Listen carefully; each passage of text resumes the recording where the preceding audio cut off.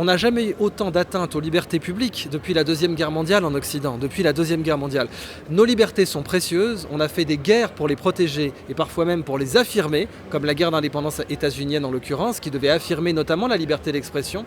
Je répète toujours, je dis, personne n'a réponse à tout, parce que quelqu'un qui vous dit j'ai réponse à tout, c'est un clown. En revanche, il va avoir question à tout. C'est ça le boulot. Moi, je veux savoir, je veux comprendre. Je ne suis pas médecin, je ne suis pas ingénieur, mais j'essaie de comprendre, donc je confronte et après, je me fais une opinion. Et je crois que tout le monde doit faire ça. Hello everyone, Alexa Lavoie for Ribbon News, and last October 7 and 8, two conferences were held in Saint-Hyacinthe featuring several panelists, including Professor Didier Raoult. Mr. Raoult is an infectious disease specialist and microbiologist. He had been in charge of the IHU Mediterranean infection in Marseille for several years. He faced significant censorship and criticism in the public sphere for disclosing the result of his research on the treatment of COVID-19 using hydroxychloroquine. Among the other panelists were Bernard Massy, Patrick Provost, Idriss Aberkan, and André Berkoff. Today, I bring you an interview with Mr. André Berkoff and Idriss Aberkan. For those unfamiliar with them, Mr. Berkoff has extensive experience as a journalist and writer. He was born in Beirut, Lebanon, and currently resides in France. Over the courses of his lengthy career, Berkoff has written several prominent French newspapers and magazines, including Le Figaro, Le Point, and L'Express. He has also been extensively involved in radio and television, hosting numerous popular news programs. As for Idriss Aberkan, he holds a bachelor degree in science and pursued further academic studies at the University of Paris-Sud in life science. Currently, Idriss Aberkan produces various videos on YouTube, but over the years, he has contributed articles to magazines such as Le Point and HuffPost.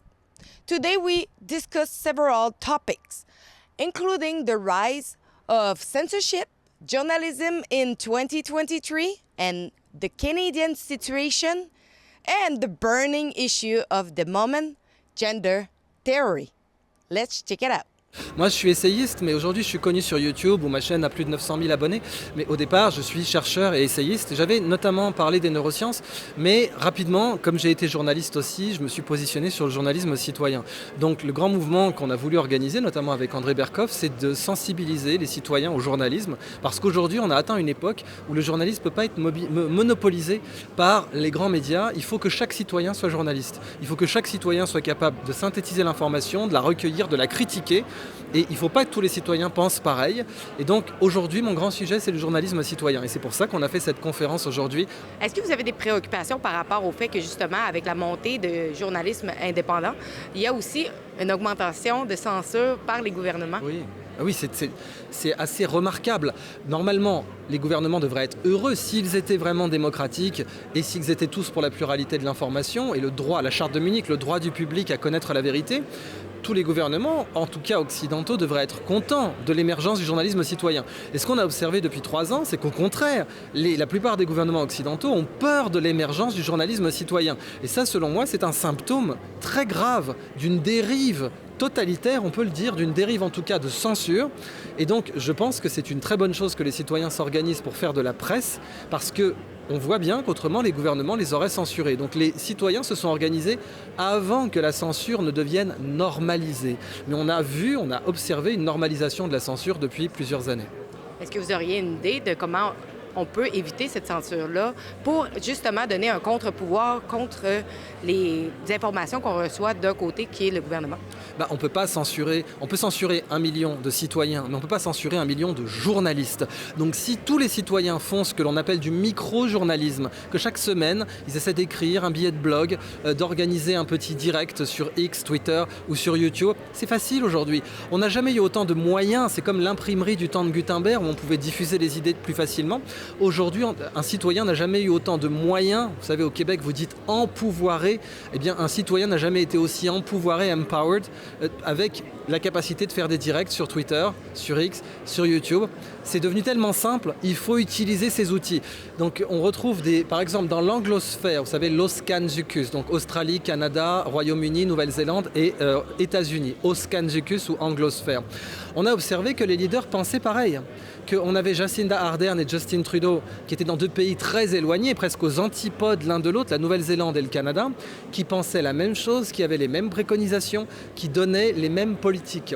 Et il se trouve que tous les deux avaient été soit des Young Leaders, soit des Young Fellows du World Economic Forum. Donc quand Klaus Schwab dit « nous pénétrons les cabinets », c'est une atteinte très grave à la démocratie parce que personne n'a élu ce monsieur. Il a, en l'occurrence, des idées très particulières. Le Forum économique mondial a des idées contre les libertés publiques. Il les affirme dans ses mémorandas.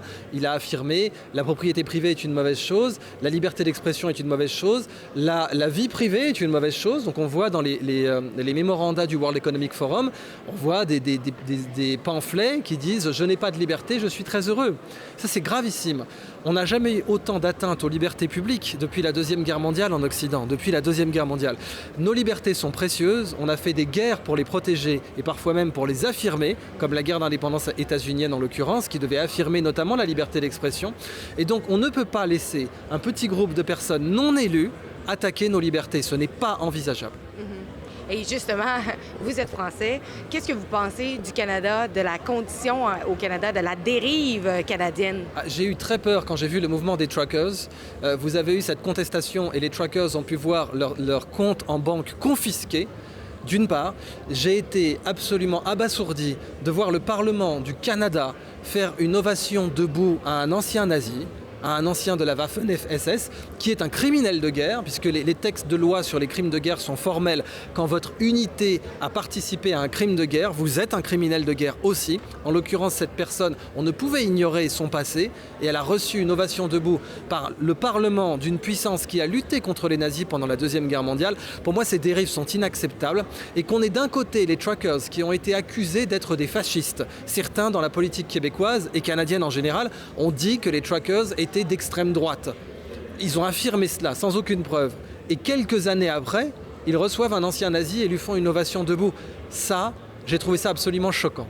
Je suis écrivain, journaliste, je travaille à la radio, à la télévision, c'est une émission que j'anime, avec lesquelles, en tout cas une caractéristique pour moi, c'est d'avoir une entière liberté de mes invités, de mes propos, et voilà. Je fais ça depuis des années, et ça a été à 14 ans, j'ai eu envie que de faire du journalisme, parce que j'avais envie de voyager, d'écrire et rencontrer des gens. Puisque vous êtes journaliste vous-même, comment trouvez-vous le journalisme en 2023? Pas simple, parce que il y a deux choses. Il y a toujours des journalistes qui font très bien leur boulot et qui vont, qui enquêtent et puis qui essayent de sortir des informations. Et puis il y a d'autres, parce qu'il y a une très grande concentration, en tout cas je parle de la France, mais pas seulement de la presse et tout ça, qui semblent s'être résignés à obéir à une doxa, à un discours formaté, à un discours connu, à un discours conformiste, et qui répond très souvent à des conflits d'intérêts, un peu patronnés par des actionnaires, et je trouve que c'est très dommage, parce que moi je suis pour la confrontation des idées, et des propos et des opinions, et que c'est très important surtout que quand on parle de quelque chose, on ait le temps d'enquêter pour voir de quoi il s'agit. Nous ne sommes pas des experts, nous ne sommes pas, on n'est pas médecin pour parler mais au moins interroger des gens d'opinions diverses et pas choisir de façon extrêmement délibérée de ne prendre qu'un son de cloche,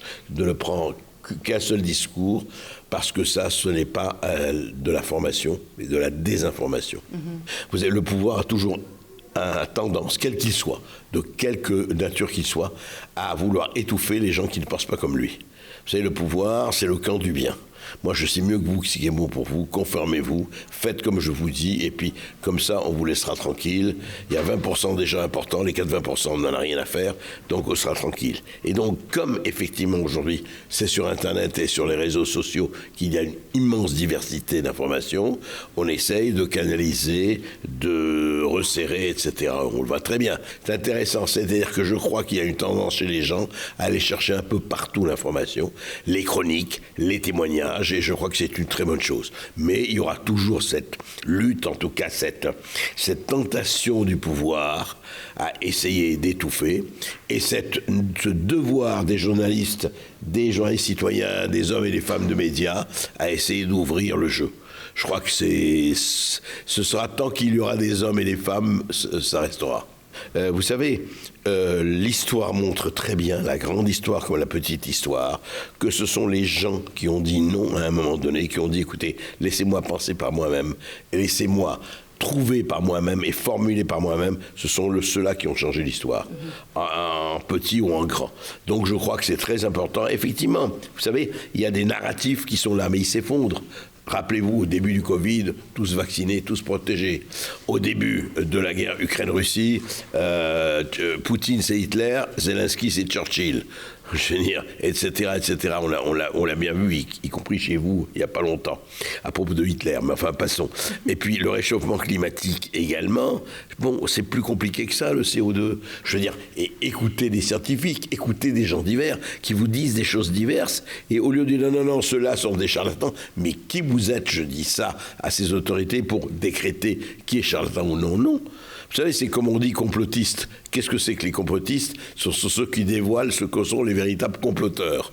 C'est ça le problème. Donc, faut surtout ouvrir. Moi, vous savez, je répète toujours, je le dis, personne n'a réponse à tout, parce que quelqu'un qui vous dit j'ai réponse à tout, c'est un clown. En revanche, il va avoir question à tout. C'est ça le boulot. Moi, je veux savoir, je veux comprendre. Je ne suis pas médecin, je ne suis pas ingénieur, mais j'essaie de comprendre, donc je confronte, et après, je me fais une opinion.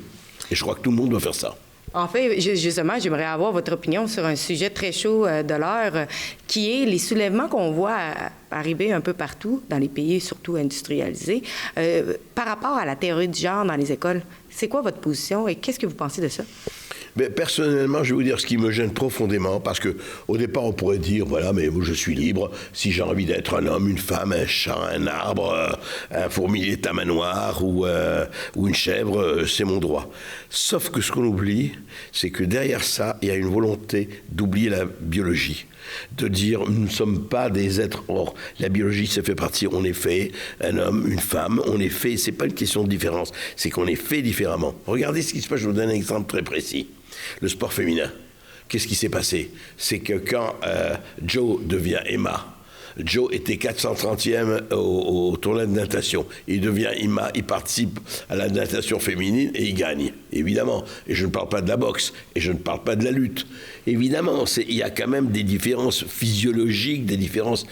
Alors, je ne dis pas, si vous avez envie de changer de sexe, c'est votre problème, mais n'en faites pas une morale, et n'obligez pas les autres, et n'en faites pas une... Voilà. Et puis, on voit très très bien que quand on dit à un gosse, à l'âge où on ne sait pas très bien où on est, où on habite, de faire des expansions chirurgicales, de prendre des hormones, etc., et qu'après, il peut regretter, non. Je trouve ça inadmissible. Si vous voulez que, pour moi, un adulte fait ses choix, mettons, si vous avez envie d'être ce que vous avez, je respecte, j'ai pas de problème là-dessus, mais je trouve inadmissible qu'un gosse soit amené et que les parents laissent faire pour des choses qui peuvent être irrémédiables. Je crois que ce sont des gens qui ne savent plus, encore une fois, qui n'ont plus d'idéologie, qui n'ont plus de croyances et qui veulent se différencier et qui pensent que comme ça, ils vont créer leur tribu. Vous savez, ça se passe quand il n'y a plus de projet collectif. Chacun sait sa petite tribu. Et moi, ma petite tribu, c'est d'être un binaire, etc., etc. Et je ne vois plus que des binaires. Et vous savez, c'est ce que c'est en fait, c'est le phénomène de la secte. quand des gens ne savent plus où ils sont et ils sont un peu perdus, eh bien c'est formidable, ça l'accueille, on est entre nous, on se réchauffe, on est content, et puis tous les autres sont des étrangers dont il faut avoir peur et se méfier. Je crois que c'est vraiment ça. Make your voice heard that we want to stop the censorship, especially in the medical field. Go over stopthecensorship.ca, sign our petition, share it, and make a difference.